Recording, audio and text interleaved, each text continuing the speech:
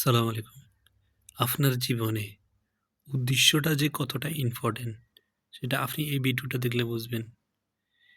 আপনি ভিডিও বানাইতেছেন, আপনি একটা চাকরি করতেছেন, আপনি যেটাই করেন জীবনে, এর পিছনে যদি কোনো উদ্দেশ্য না থাকে, তাহলে আপনি বেশি দূর আগাতে পারবেন না। আপনি ফেল করবেন। এই ভিডিওটা আমার একজন শ্রদ্ধেয় বড় ভাইকে কেন্দ্র করে। শুধু তাকে কেন্দ্র করে না, এখানে আমার জন্য, আপনাদের সবার জন্য অনেক কিছু জানার আছে। ঘটনাটা ছিল গত রামাদানে। তো রামাদানে তার সাথে আমার সাথে মোবাইলে কথা হচ্ছিল। তো আমি জানি সে নামাজও ঠিকমতো পড়ে না, রোজাও রাখে না। তা আমি তো তাকে বলতে পারতেছি না যে আপনি নামাজ পড়েন না, রোজা রাখেন না। তো আমি তার ছেলেকে দিয়ে, মানে আমি জানি ছেলে রাখে। তারপরেও আমি বলতেছি তাকে যে আপনার ছেলেরে নামাজ পড়াইয়েন, রোজা রাখিয়েন। তো এই কথাটা বলার পরে তো সে নিজেই বলল। সে বলল যে আমি যে পড়ি না, আমি যে নামাজ পড়ি না, আমি যে রোজা রাখি না।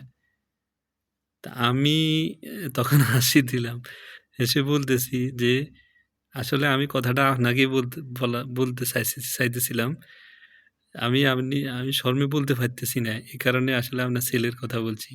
তো যেহেতু আপনি স্বীকার করছেন, এখন আমাকে বলেন যে আপনি কেন নামাজ পড়েন না? কেন রোজা রাখেন না?" তো তিনি উত্তর কি দিল জানেন? এটা শুনে তো আপনি অবাক হয়ে যাবেন। তো সে উত্তর দিল ২ টা। আমি ২ টা কারণে নামাজ, রোজা ঠিকভাবে পড়ি না। তো তার মধ্যে ১ নম্বর কারণ হলো যারা নামাজ পড়ে, যারা মসজিদে ১ম কাতারে থাকে, তাদের মধ্যে অনেকেই সুদের সাথে জড়িত, ঘুষের সাথে জড়িত, নারী কেলেঙ্কারির সাথে জড়িত। আমি কিন্তু তাদেরকেও চিনি যে যাদের কথা মূলত বলছি, তাদেরকেও চিনি। আমি কারো কথা নাম বলব না। আসলে ঘটনা বাস্তব।